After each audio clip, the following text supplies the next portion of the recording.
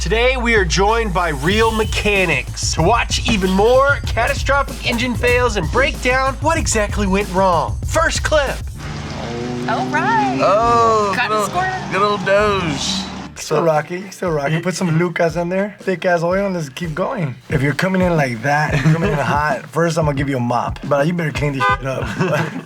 It looks like we have some sort of radiator fault, so it looks like the radiator's probably gonna have to be replaced. I'm Angelina Alcantara. I teach automotive at Riverside City College. That was actually a lot of coolant, too. That was like all of it. All the compression's coming out there, it's the head gasket. When anything starts shooting out the radiator, compression's coming out somewhere. My name is Sandro, and I work on cars. I'll try to do anything. Just like you guys, give it a shot, f it up, and hit the subscribe button. Is this engine toast or can you repair this? You could repair it, but it depends on the mouse. It depends how warped you got it already too, like how hot you got it. The block probably needs to get decked. The head needs to get decked. Obviously new head gasket. The water pump needs to get changed out. You might as well do your timing chain or timing belt, whatever it is. At that point, it's like, is it worth really it? Worth it, yeah. Engines run very hot. That's why you have coolant to cool them down. They're cooled by liquid water. So if you pull all the coolant out of that metal gets really hot, and metal, when it gets hot, warps. So it ceases to be two flat things together and starts to be two not flat things together. And then you got holes in it, and as we can see, you don't want holes in it. This next clip comes from a subscriber sent to us through realmechanicstuff.com. Let's take a look at what they sent. Ew. Oh, what the? I know what this is. Yeah. Oh, They put God. ATF in. Oh my God. Oh, Jesus Christ. Mm-hmm. The f did you do? TBH, dude, this looks like straight up Ghostbusters. The submitter actually told us that this was from someone adding ATF fluid to their radiator. Whoa. ATF fluid is short for automatic transmission fluid, and automatic transmission fluid has a lot of detergents and things like that, which is why a lot of people who rebuild automatic transmissions have like clean hands. Inside of your radiator, there's a trans cooler where we've got transmission fluid running through the radiator to cool it down, but there's a barrier that we've got coolant right across there. So most of the time when you see this situation, it's because that barrier has faulted. In this situation, you have a customer who's just topping off whatever fluid. When you mix a fluid like ATF that has a very different base than your ethylene glycol coolant, that fluid's not gonna cool anymore. And if the person, customer, driver of the vehicle is not paying attention to their temperature gauge, we could end up with an engine total loss situation. We like to encourage you guys to go out in the garage, pick up a wrench, and work on your own cars. But here's the thing. Google first. Cars are really expensive and very complicated, so respect the hobby, respect yourselves, respect your money, and hit up old Uncle Google before you get into the beans. Next clip. Oh, wow! Engine mount. This Impala has a loose heart syndrome, bouncing around in the rib cage. A valve body could definitely, absolutely be at fault if it's not letting the vehicle move and it's trying to, but it's shaking the engine because it's not allowing it to go in gear. The valve body and the transmission is going to open and close certain valves to allow fluid to go in certain areas when needed to engage certain parts of the transmission. Damn, that's a lot of shaking for a valve body. He probably likes the back massage and that shit. That's why. If it's been doing that for a while, those motor mounts probably didn't take it no more. That's why it's shaking like that. If it's that new, you're gonna tell the customer it's the trans. And then the customer's gonna tell you, well, you're crazy. My car's brand new. At that point, it's like you're just fighting with them. So your best bet, you tell them, hey, take it to a dealer. Take me to your dealer. Next clip. Oh. For some reason, the block did not appreciate it. Oh no! Of course it didn't. That gives a whole meaning to catastrophic engine failure. It's just like, oh yeah, it's on the crate. Once it's out, that sucker needs to come down, especially when you're doing some janky stuff like this where you got like a bunch of straps holding everything in place. Because you never know when something like this is gonna happen. You'd rather it happen lower to the ground. But if that's actually all that happened, he lucked out. I'd weld that back in and re-tap those holes and call it a day. You might be able to get away with a little bit of JB Weld situation. What is the right way to do this? That's a pretty good way to do it, too. Right. Just tie it up right. You were this close. This close. I usually just pick them up one-handed. Oh, yeah. There you go. That's actually really heavy. Next clip. Ooh, got us a Porsche. Oh, Going yeah. into the tunnel. Yeah. No, I'm scared for this person. Sound of my people. Uh-oh. Uh-oh. Sounds like a Misshift. Yeah. You got that right, buddy. Dude saw a tunnel. Rolls it down. Here we go. Downshift. Let it chill about $3,000. Hit the tunnel. Pop it. And then you heard like an explosion right at the beginning. Yeah. And he's like, Okay, let's do he's it. like muscle through it. One of the boys was next to him. Yeah. Oh, just go over there, go over there. Yeah. No, it's fine, dude. Yeah. Boom. All those little cylinders just go. Late. So that's what you call money shift right there. That's gonna be money right Yeah, there. yeah, yeah. Yeah. Money shift is when you accidentally shift down into second from a higher gear. Further down the gear you go, the worse it gets. We over-rev the engine and we could have catastrophic failure. Also, it's a Porsche, so that's like, Woo, that's money. yeah, it's money. It's money for you. That's money. Your gears first through third are going to be what we call gear reduction gears. So the output is going to be more torque than what the engine is actually putting out. But you're limited to speed. Nothing's free, right? So, you know, you're in first gear, you're getting all this torque multiplication because you've got this 4,000-pound car that you need to get off from a stop. When you have a Misshift, you mean to go into an upper gear because your car is going faster and faster and faster, and you don't want the RPM of the engine to go too high to where we're gonna have some sort of fault. That's where your red line comes in. So you're going to shift into fifth, but you accidentally grab a lower gear, a gear reduction like third, or even, you know, worse, first. Now we've got the engine revving up way past its limits, and that's where we can run into catastrophic failure. Rod, piston, valves, everything could have gave out. Yeah. Everything could have gave out. It really is. There's no way to find out. We won't know till we get in there, right, bud? You can even look back. Maybe there's oil. There's oil back there. You see your guts back there, like. Do we look good though? The boy's like, yeah, we look good. You know we look good. Don't make the mistake that guy made. Next clip. Camaro. The other day we got this Pro-Charged 1LE Camaro with There's nothing in it. engine failure. Engine failure. Lower. Oh, let's see it. So apparently I lost oil pressure. Oh, it's supercharged It got one. ugly pretty quick.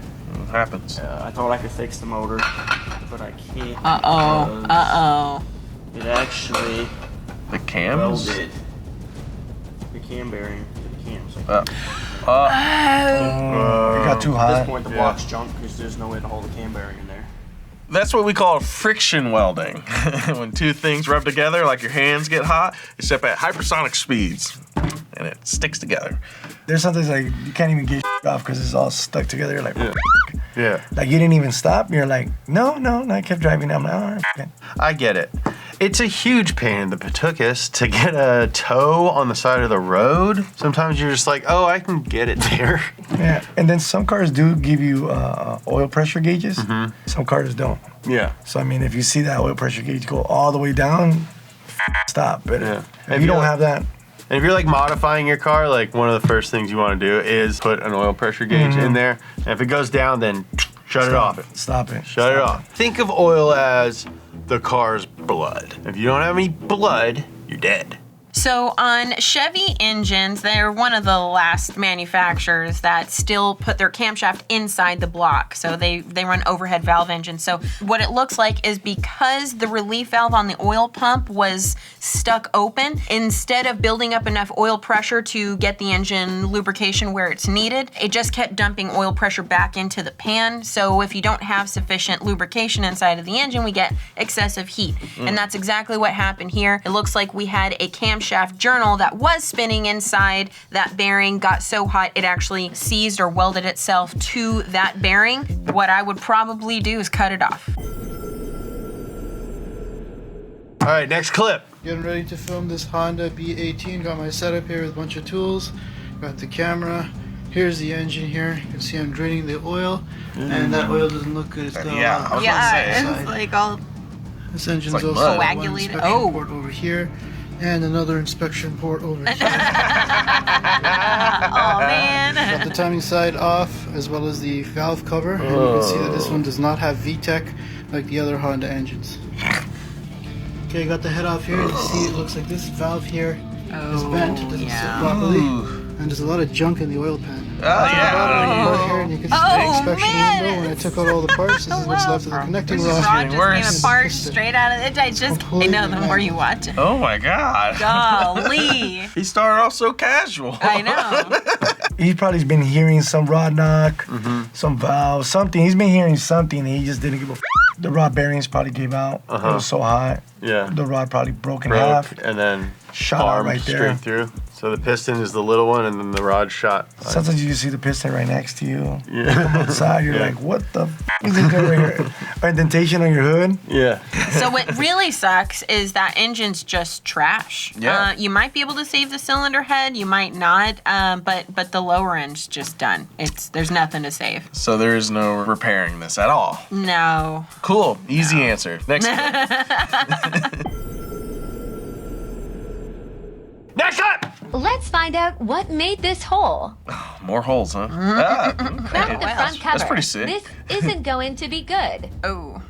Oh, it's old Maybe F100. 12 pounds is a few too many pounds of boost. That thing only does 12 pounds. Oh my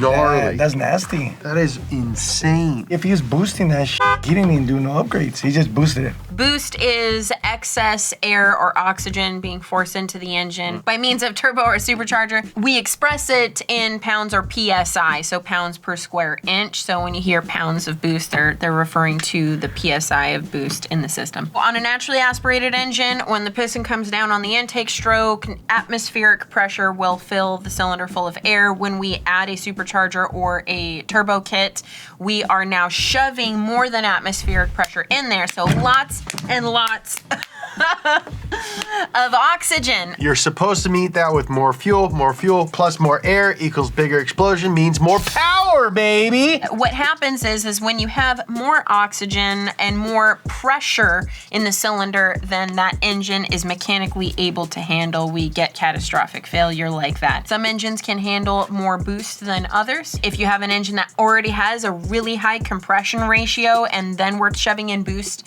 past that, we can run into big problems like that. Or if we're just shoving just mass quantities of boost. What did they say, 10, 12 pounds? He said 12 pounds. 12 pounds. Dude, 12 pounds of boost is not that much. It's not. But it's because that's old. This sounds that way. There's a number of things that you should do when you're adding more boost. Add more fuel, bigger ARP head studs, do maintenance on your block, lower compression pistons, Billet rods, billet crankshaft, Oil just pumps. stronger stuff. Maintain the motor at least a little bit. Yeah, at least like make sure check it's it not out, broken to begin with. Yeah, that's what we just said. F it, let's just put a turbo on it. Let's run it. Let's see what we do to a quarter mile. 2 seconds. Right. Stood on there 2 seconds and it blew up. Yeah. Next clip. Sick. What? Wait, is that even like the motor? a sticker up front. I love meth.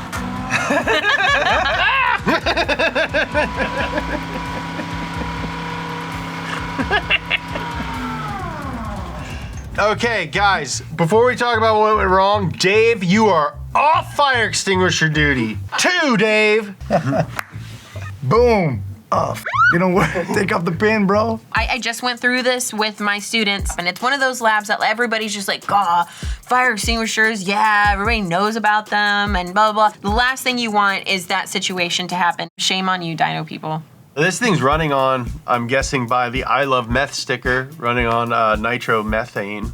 See? Oh, yeah, look, see? Yeah. It's that little breather on top of the tank that, like, whoosh. Ooh, that was so fast. Dude, meth is cool. The way you say it, meth is cool. No kids, meth is not cool. Yeah, don't do meth. Don't do meth. Don't do meth.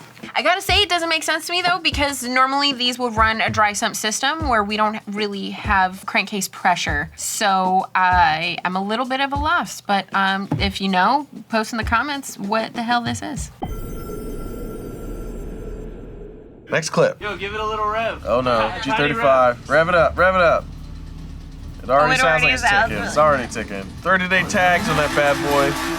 Oh, no. Oh. Dude, come on! Oh my god, I can't believe you did that. Dude! Yes, he's gonna be pissed. No. This Gonna is a happen. joke. They knew it was This is gonna a joke. happen. The coveralls give it away. Setup. So it seems a lot of people are blaming the fact that this was a cold start. No, this is trash already. The big misconception is to I need to let my car sit and idle for 10 minutes before I drive it. That's not necessary. And in fact, it actually takes longer for your engine to warm up that way. So getting an initial warm up, letting the components expand, then go ahead and drive it. And then once it's warmed up on the gauge, you can, who knows? Well, he didn't even drive it. No. They went in with the intent of violence. Revving it like that, everything's slapping hard, bro. There's no oil, everything's stressing out right there. That's why it blows up. It's telling you like stop. And you're like no. And then it's like my dad's gonna whoop my ass. So it's trying to save itself, but you're not letting it. Don't forget to hit that subscribe button if you like what you've been seeing here. And check out realmechanicstuff.com if you want to be a guest mechanic on the show or submit a clip that you want a real mechanic to react to. Like Angelina here. I'm James. You can follow me at James Pumphrey or at Kentucky Cobra on TikTok. Sandro, where can they find you? Miranda Shop on Instagram. You can find me on Instagram at Missy the Shop Teacher or on YouTube at Missy the Shop Teacher. And I am Justin Freeman. You can follow me at Justin Freeman. Thank you guys so much for watching. Bye, guys. Deuces.